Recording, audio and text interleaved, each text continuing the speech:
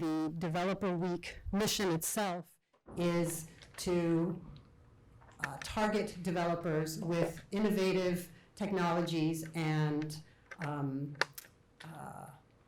really, there was an exact quote that, I'm sorry, I can't see without my glasses on, spotlighting new technologies and fundamental innovation. So the fact that DevWeek has recognized how important open source software is just a confirmation of this. And that's why we're here.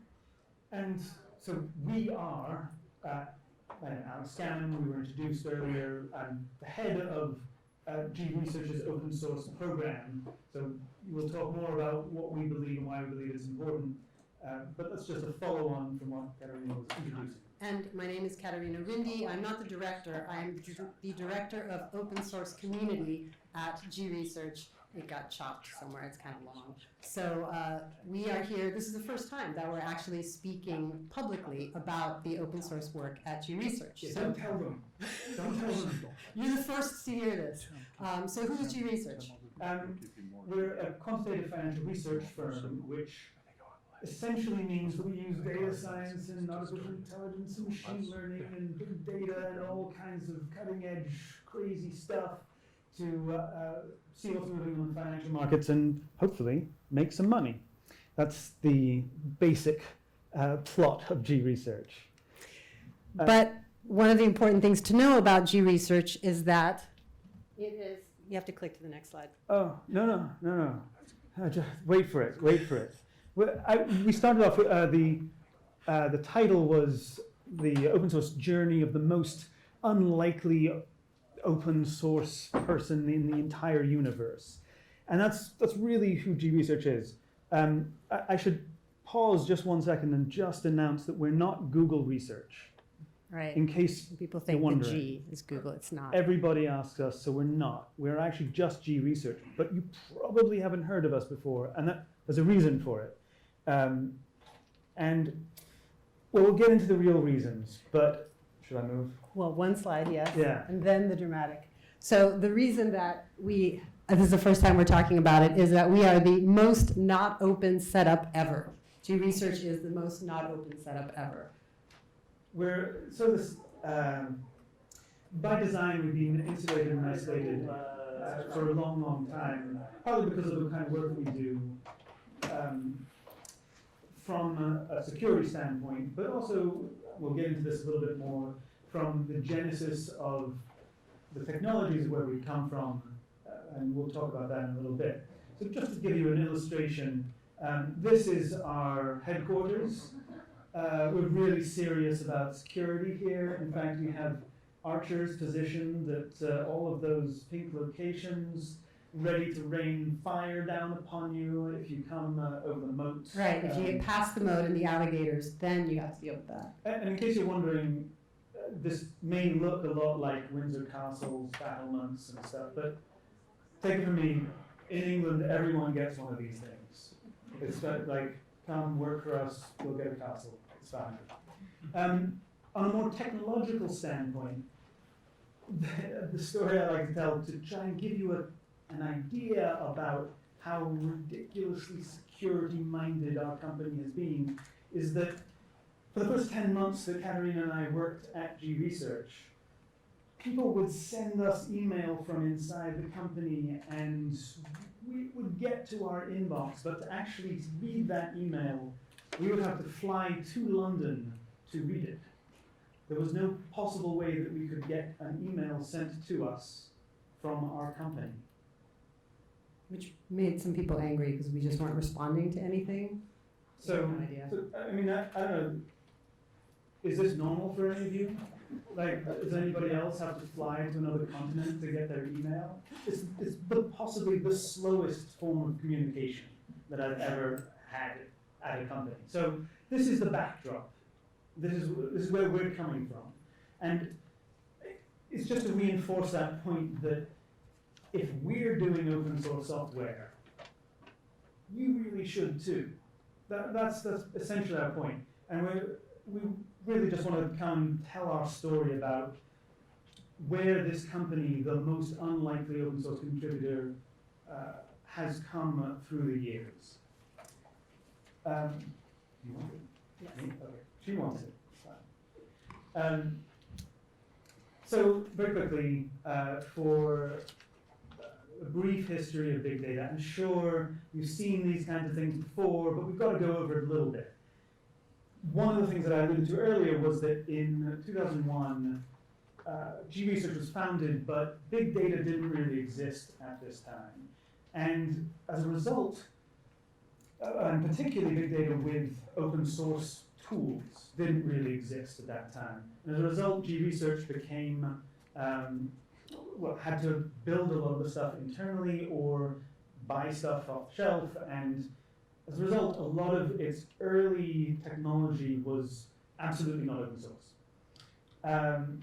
Shortly after, Google comes out with their MapReduce paper. 2005, Hadoop comes out, the term big data is actually coined, and then it's just like all of Big this data's a stuff, thing. the explosion of big data stuff. You've seen this stuff all before. I could have kept going. This was really fun to make the fonts even smaller as I got going. But it's just an overwhelming supply of new technologies. I probably could have just started using random Swahili words and they probably would be big data technologies somewhere. And as a result, even though in the early days of G Research, none of this stuff existed, by last year, 2019, you could see in our infrastructure, in our technology stack, huge, vast swaths of open source software. You can't possibly be doing data science without Python, for example. It is open source. We couldn't stand up here and say, oh, we didn't use open source at all until last year. You know that's a lie. So,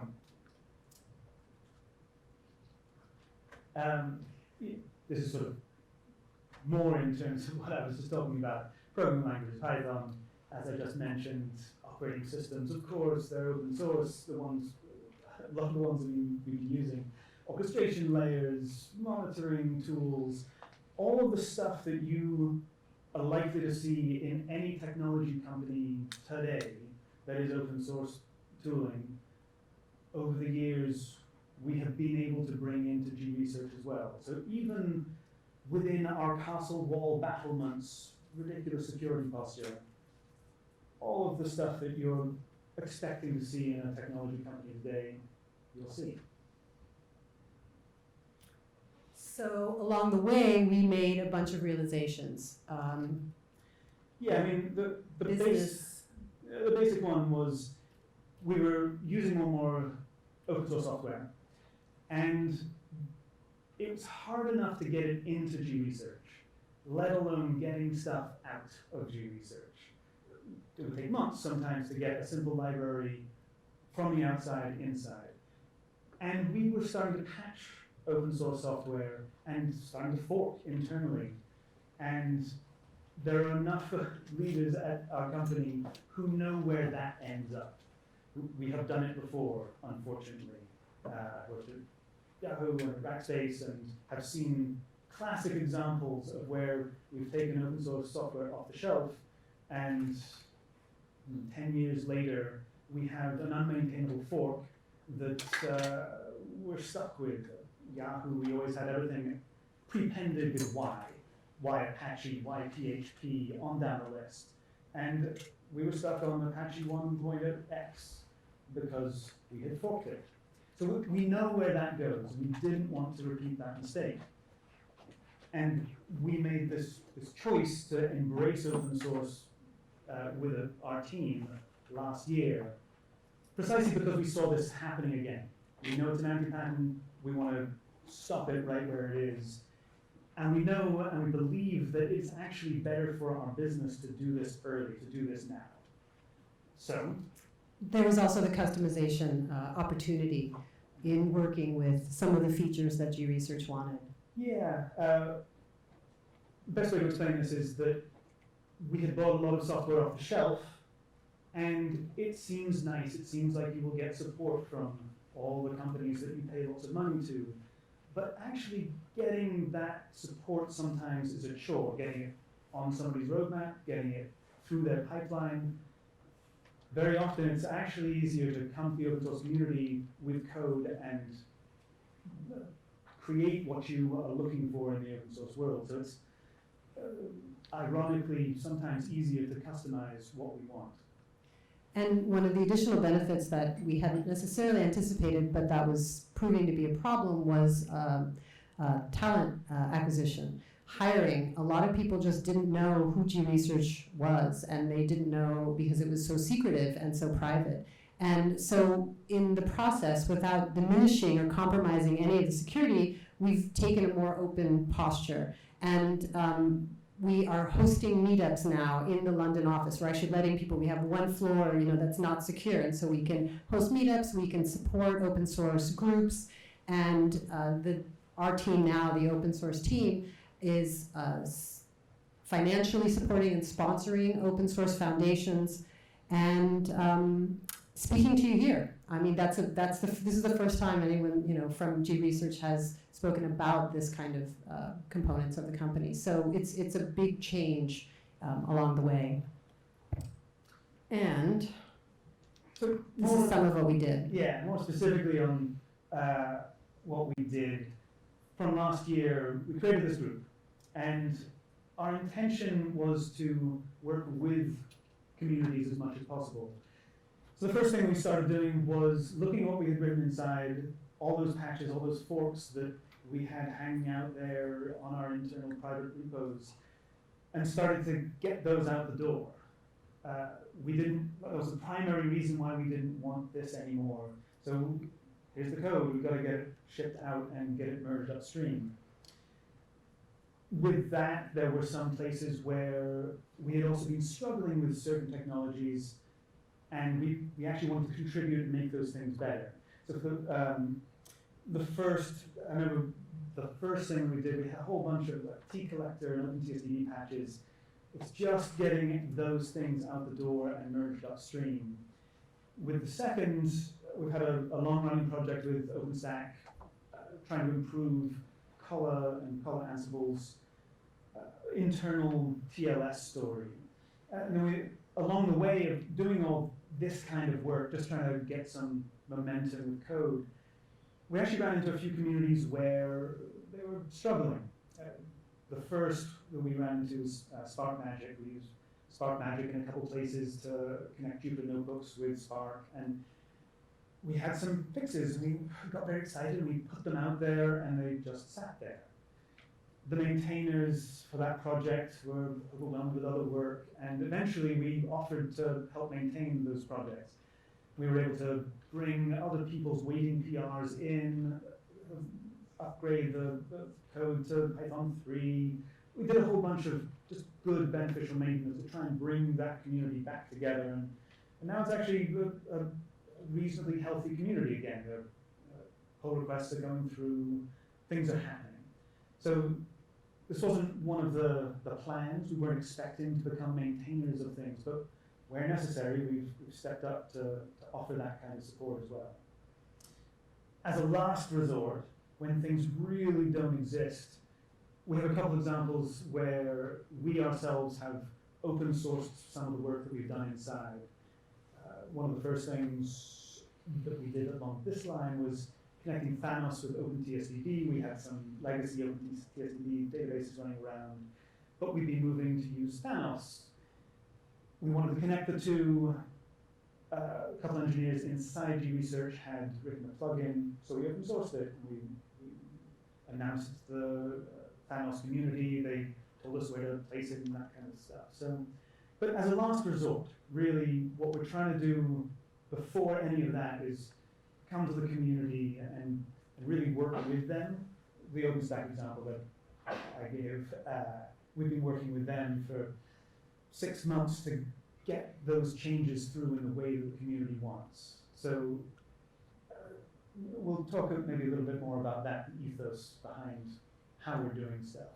And as Alex built the team, he hired both full-time and part-time developers, depending on what the needs were and what the projects were around that. Actually, can I say just a little more word about that? Yes. Part of the background to hiring such a diverse set of developers was that I didn't think that we could build just a core team of people who would know every single open source thing ever and be really good at that. What we decided to do instead was hire a couple of those people who are really good with open source technologies, but actually find a whole swath of people who are really deeply in touch with whatever technology they're working on. So rather than me hiring tons of people and then training them up on 1,000 different open source things, so actually go out to the community and find the people who were working on those things to begin with. A classic example is we had some problems with F# tooling. Rather than finding somebody who I could hire and learn some F# tooling, I reached out to the people who were working on the PhantomOS plugin and asked them to keep on doing what they were doing And get paid. and get paid. So that's what we do now. We work with these people who were already working in that for free, and we say, thank you very much. Can you do more of it, please? Here's some money. So along the way, we ended up working internally with G Research on, I think we're on the wrong slides here, sorry. There we go. Along the way, there were a bunch of issues that came up, some of which we already described with the email consideration, but there were licenses and additional logistics. Yeah, with a diverse team, it's very unusual for a big company like ours. We were very used to full-time employees. All of a sudden, I'm introducing people who are working 1 day a week on very specific projects. It was a whole new paradigm of hiring. So working through those kinds of issues. As I mentioned before, getting the code out from this super secure castle of code out into the outer worlds, we had to build mechanisms to allow that to happen securely, to scan the code that was going out. Well, you want to talk about the last one? Yeah, internally, letting the employees know what the open source team was, what we could do, how we could help them problem solve when they ran into issues. And because, again, the companies had such a private, secure stance, really helping people to understand now that they could contribute to open source projects and putting mechanisms in place for them to contribute to GitHub projects. A lot of that is an ongoing thing. Alex, in one of his early presentations, spoke at the town hall for the entire company, just to introduce everyone to it, getting into some of the internal newsletters to let them know about the open source team. So some of the internal socializing around that. And then one of the points, one of the points about that whole sort of learning process, and it's kind of weird to point out here because I think most people here are developers, but actually a huge part of what we had to do was working with the non-development communities in our companies. The legal team, we sat down with them over the course of a couple of months just to talk about what open source software is. It might seem totally normal to you and me to go to GitHub and just clone stuff, and that's, yeah, whatever, man, it's cool. But to a lawyer, it's like, what are you doing? What is this? CLA agreements? There's 7,000 licenses, do I care? And they have to care, and so you have to educate them on what's going on. Finance, as I mentioned, how to pay all this disparate group of vagabonds writing code. Yeah, the legal part even was interesting with employee contracts because they were coming in, signing contracts saying that any intellectual property that they developed while they were at the company was the company's intellectual property. So how do you deal with that when you're contributing to open source projects? So really some basic things that needed to be re-examined. In recruiting, advertising, what G Research does. Thank you. Marketing, like I mentioned, the meetups, having the G Research logo, showing that we're sponsoring open source projects and conferences, and corporate social responsibility, helping the employees recognize that they could get their work known within the company, they could continue to build their own reputation as programmers, and then a lot of the hosting of sponsoring within just locally as well, within in London. So those were some of the big changes. And the last point on corporate social responsibility is there are all sorts of ways that companies are doing that, volunteering and donating, and in fact, as developers, I would argue that open source software is kind of our corporate responsibility, like it's our prime mechanism of giving back directly with our skills. And it's just part and parcel of what we have to think about as sort of a moral obligation almost as developers. We all use these tools. You should be giving back. So, and just briefly, I won't go into all the millions of things. This isn't even an exhaustive list of what we have worked on over the last 9 or 10 months, but some of the things that we have worked on. If you want to know more, I'll be standing around and we can chat about the work we've done on Arrow or OpenStack, or there's a whole bunch of things. It's really interesting stuff. We'd love to talk to you about it. So, as a takeaway, we want you to remember that we're the most isolated company that you've never heard of before. And if we can make the switch to using open source and talking about open source software, then you can do it too. Yeah, and DevWeek is where you come to get hired by some fancy place, right? And you're going to get hired. You're going to get jobs. Don't worry. It's going to happen. Everyone wants you. But so our message is essentially, if we can do it, when you go to your new fancy job thing, you got to take this with you. You got to do open source stuff. If we're doing it, you have to do it. We are the poster child for people who shouldn't ever have been doing it, but yet we're doing it.